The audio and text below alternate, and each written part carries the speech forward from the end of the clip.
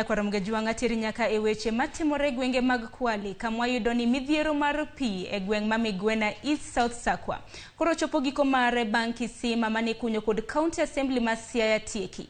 Yao no mokao $4.5 dhi tieko midhiero mar pi mosemiyo jopiny manyo mwandu no kuonde maboyo. Jodak go bende omedo kwayo ni kuny pige mamoko e gwenge maonge pi. MCA magweng'no Eunice Ndolo omedo ni chenro mar pi ichan tim e dho wath ma wich lum mar konyo jodak ma West Migwena, Got Abiero kod mano mar Nyaguda.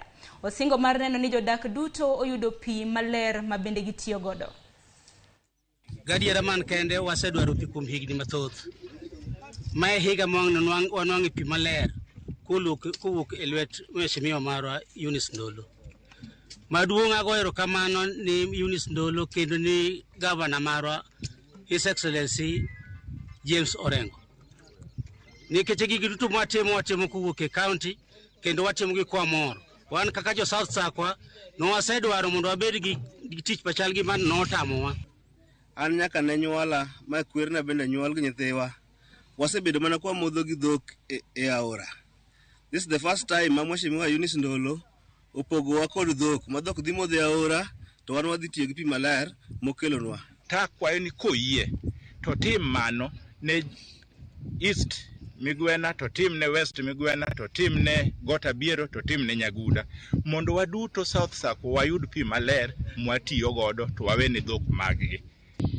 Pi ma wan go kawuono ni bro konyo ji ma nyalo romo 2,000. To adwano mondo awachi nikech South Sakwa ok ji 2,000 manitie. Joma moko ma pod ok yud pi bro yudo pi nikech pi wadwa golo wich lum e dho nam ka wakeyo kuonde ka kuonde. Kendo pigni ochiwe nono ma onge ng'ama use. Kik wabed ni kendo wawinjo ni jomoko nitie joma uso pigni. Kopogre gi mano en romo mar